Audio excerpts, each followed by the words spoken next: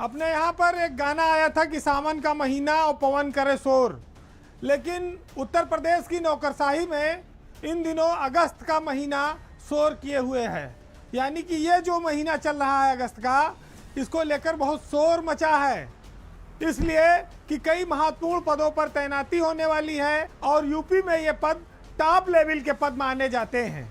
यानी कि ब्यूरोक्रेसी के शीर्ष पद हैं। चीफ सेक्रेटरी के बाद राजस्व परिषद का जो पद है अध्यक्ष का, वो बहुत महत्वपूर्ण पद माना जाता है और उस पर नई तैनाती होने वाली है।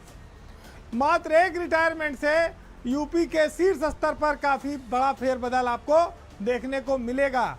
इसी अगस्त महीने में 1988 बैच के आईएएस अफसर हैं रजनीश दुबे, वो रिटायर होने वाले हैं और उनकी जगह यूपी के 3 अफसरों के नाम इस समय इस रेस में शामिल हैं इस कुर्सी के लिए, जो रेवेन्यू बोर्ड के नए चेयरमैन बनाए जाएंगे।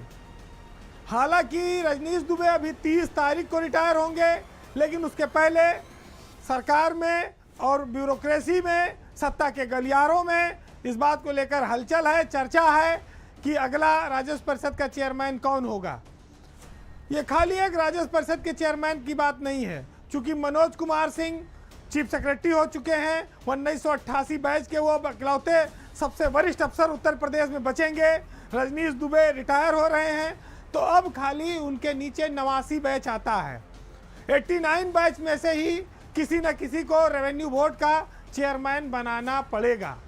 और महत्वपूर्ण बात यह है कि 89 बैच में उत्तर प्रदेश में 5 आईएएस अफसर हैं, जिसमें देवेश चतुर्वेदी और एसपी गोयल, ये 89 बैच के ये भी हैं, लेकिन ये दोनों केंद्र में जा रहे हैं। तो 5 में से जब 2 निकल गए तो 3 बचे, जिसमें अनिल कुमार, दूसरा मनोज सिंह जो वन और पर्यावरण के एसीएस हैं, तीसरा मोनिका एस गर्ग। ये 3 नाम हैं जिनमें से किसी एक को रेवेन्यू बोर्ड का चेयरमैन बनाना है। रेवेन्यू बोर्ड चीफ सेक्रेटरी के समकक्ष लेवल का पद है। जो लोग मुख्य सचिव नहीं बन पाते, वो सोचते हैं कि राजस्व परिषद का चेयरमैन कम से कम बन के रिटायर हुआ जाए। उनकी नौकरी में एक गरिमापूर्ण स्थान ये माना गया है और वहाँ पर इंडिपेंडेंट अधिकार भी बहुत हैं। तो ये जो चीज़ें हैं ये दर्शाती हैं कि इस पद की खातिर एक बड़ी रेस चल रही है। अब आपको बताऊं कि ये तीनों नामों में खासियत और इनके सामने चुनौती क्या है।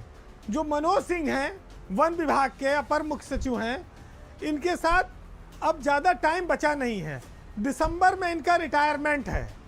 तो आज जब हम अगस्त में खड़े हैं तो दिसंबर यानी कि 4 महीने बचता है। तो सरकार ऐसे में 4 महीने के लिए उनको रेवेन्यू बोर्ड का चेयरमैन बनाएगी, इस पर थोड़ा संशय है। एक दूसरी चर्चा ये भी है कि मनोज सिंह इस पद पर जाने के लिए बहुत इच्छुक भी नहीं हैं। वो वन विभाग में ही संतोष महसूस कर रहे हैं। अब दूसरा नाम आता है मोनिका गर्ग का और तीसरा नाम अनिल कुमार का, जो अनिल कुमार इस समय होमगार्ड विभाग के एसीएस हैं और रेवेन्यू बोर्ड के मेंबर भी हैं, राजस्व परिषद में मेंबर भी हैं। मुख्य सचिव, राजस्व परिषद का अध्यक्ष, एपीसी, आईडीसी, 4 बड़े पद माने गए हैं ब्यूरोक्रेसी में।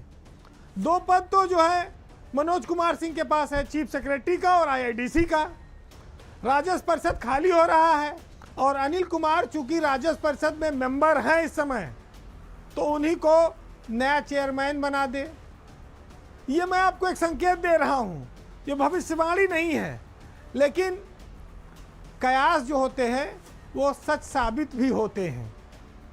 तो 1989 बैच के आईएएस अफसर अनिल कुमार, जो इस समय एसीएस होमगार्ड हैं, वो रेवेन्यू बोर्ड के नए चेयरमैन बनाए जा सकते हैं और उनके पास लंबा समय है, मई 2026 तक का। 2 साल के लगभग वो रेवेन्यू बोर्ड के चेयरमैन रहेंगे। तो ये जो रेस है वो 89 बैच के ही अफसरों के बीच है और सरकार के सामने विकल्प सीमित है।